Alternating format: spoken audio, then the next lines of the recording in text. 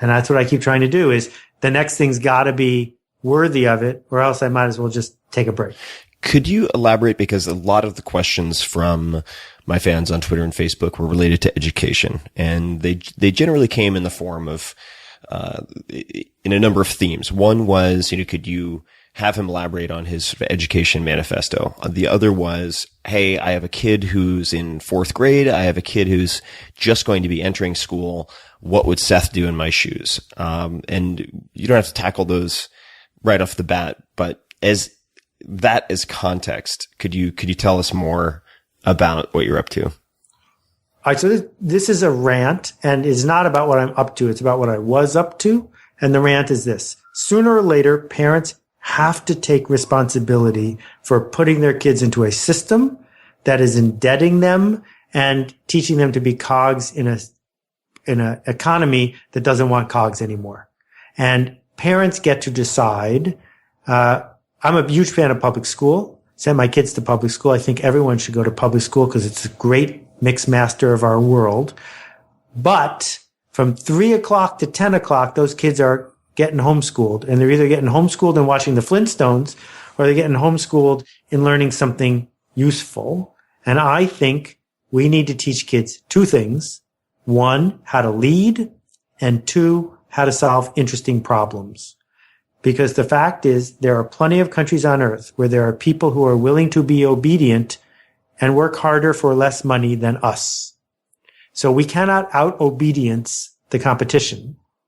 Therefore, we have to out-lead or out-solve the other people. I don't care what country they live in Wyoming or across the world, who want that whatever is scarce. The way you teach your kids to solve interesting problems is to give them interesting problems to solve. And then don't criticize them when they fail. Because kids aren't stupid. If they get in trouble every time they try to solve an interesting problem, they'll just go back to getting an A by memorizing what's in the textbook. That it's so important here. And I spend an enormous amount of time with kids. I produced the Wizard of Oz, the musical, in 4th grade. I used to help run a summer camp. I think that it's a privilege to be able to look a trusting, energetic, smart 11-year-old in the eye and tell them the truth.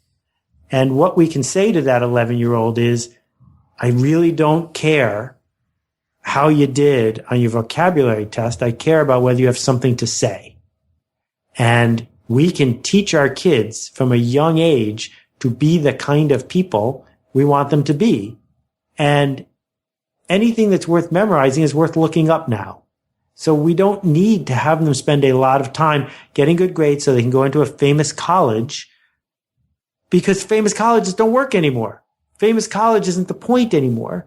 The point is there an entity that will have trouble living without you when you seek to earn a living? Because if there is, you'll be able to make a living. If, on the other hand, you're waiting in the placement office for someone to pick you, you will be persistently undervalued. You talked earlier about writing daily as a practice, listening to the audiobooks as a practice. Are there any practices that you would suggest to the kind of overwhelmed, busy parent who wants to start to be more proactive in this department? They have an 11-year-old. Are there any practices or exercises that you would suggest? Well, you know super well that busy is a trap and that busy is a myth.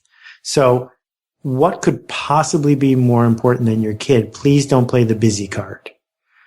If you spend 2 hours a day without an electronic device, looking your kid in the eye, talking to them, and solving interesting problems, you will raise a different kid than someone who doesn't do that. And that's one of the reasons why I cook dinner every night. Because what a wonderful semi-distracted environment for the kid to tell you the truth, for you to have low stakes but super important conversations with someone who's important to you, right? That this idea, get home from work, put on your sneakers and go for a walk with your kid. You know, my friend Brian walks his daughter to school every day. That's priceless. How can you be too busy to do that?